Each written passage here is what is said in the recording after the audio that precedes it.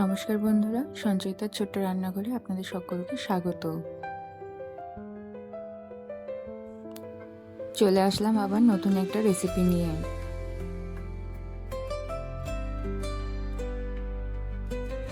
আজকে কষা কষা আলুর দম রেসিপি বানিয়ে দেখাবো।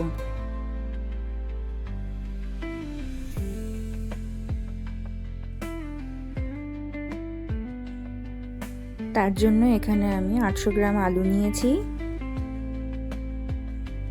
সব আলুগুলোকে ছাড়িয়ে ধুয়ে পরিষ্কার করে রেখে দিয়েছি। এবারে আলুর দমটা বানানোর জন্য একটা মশলা তৈরি করে নিতে হবে। এখানে মিডিয়াম সাইজের 2টো টমেটো, মিডিয়াম সাইজের 2টো পেঁয়াজ, 1 ইঞ্চি আদা, 15টা মতো রসুনের কোয়া আর 2টো কাঁচা লঙ্কা। এখানে রসুনের কোয়াগুলো ছোট বলে আমি একটু বেশি নিয়েছি। যদি বড় সাইজের রসুনের কোয়া হয় তাহলে 7 থেকে 8টা নিলেই হবে। মশলাটা মিক্সিতে পেস্ট করে নিচ্ছি। এখানে ফোড়নে দেওয়ার জন্য নিয়েছি একটা তেজপাতা, একটা শুকনো লঙ্কা, হাফ চামচ গোটা জিরে, 1 ইঞ্চি দারচিনি, 2টো লবঙ্গ, 2টো এলাচ।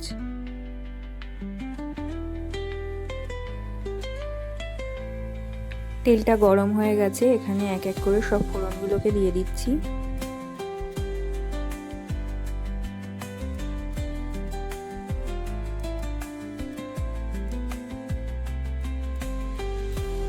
ফোড়নটাকে দেওয়ার পরে 20 থেকে 25 সেকেন্ড মতো একটু নাড়াচাড়া করে নেব।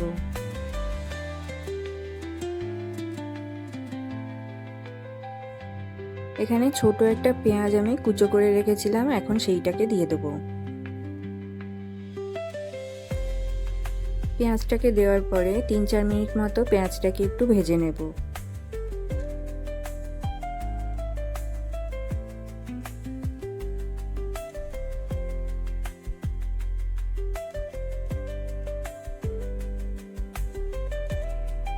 এখানে 3-4 মিনিট মতো পেঁয়াজটাকে ভেজে নেওয়া হয়ে গেছে।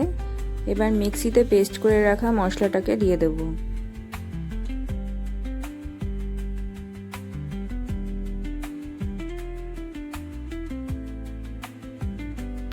মশলাটাকে দেওয়ার পরে ভালো করে কষিয়ে নিতে হবে, মশলা থেকে যতক্ষণ পর্যন্ত না তেল ছেড়ে আসছে।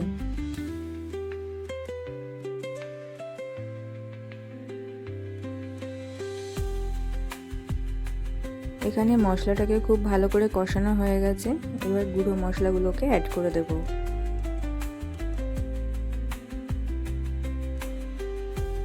এখানে আমি 1 চামচ হলুদ গুঁড়ো, হাফ চামচ জিরে গুঁড়ো আর 1 চামচ ধনের গুঁড়ো দিয়েছি। এখন আমি লবণ দেব না, আলুটা দেওয়ার পরে লবণ দেব। গুঁড়ো মশলাগুলোকে দেওয়ার পরেও 3-4 মিনিট কষিয়ে নিতে হবে।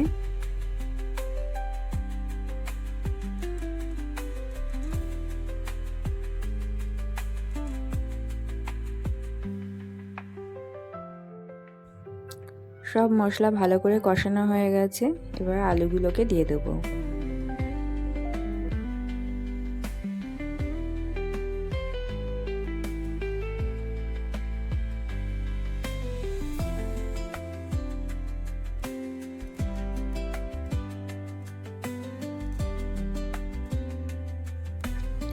আলুগুলোকে মশলার সঙ্গে মেশানো হয়ে গেছে, এবার আমি লবণ দেব।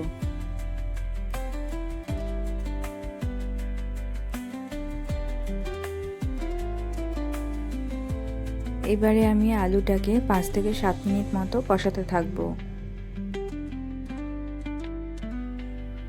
আলুটাকে কষানোর সময় হাফ চামচ গরম মশলা গুঁড়ো দিয়ে দেবো।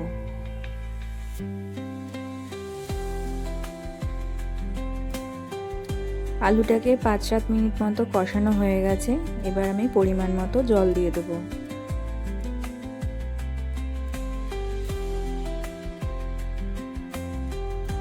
এখানে আমি 500 ml জল ব্যবহার করেছি।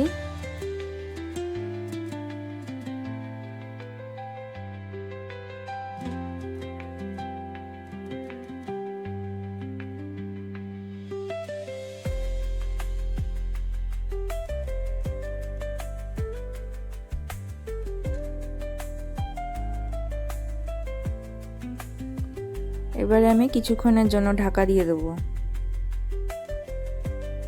7-8 মিনিট পর ঢাকাটা খুলে নিলাম।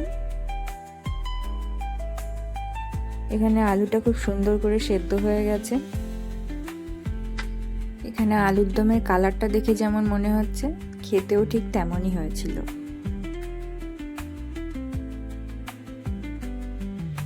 এই সময় আমি গ্যাসের ফ্লেম বন্ধ করে দিয়েছি।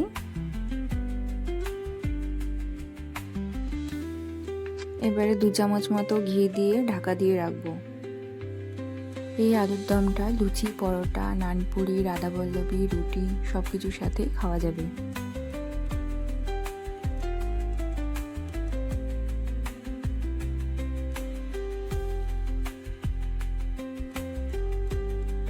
আমি এখানে ঘি দেওয়ার পরে 10 মিনিট মতো ঢাকা দিয়ে রেখেছিলাম।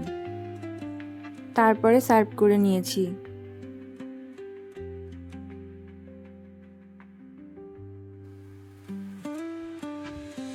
এখানে আমি আলুর দমটাকে সার্ভ করে নিয়েছি।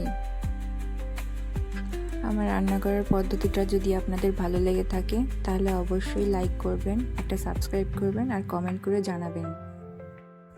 সকলে ভালো থাকুন।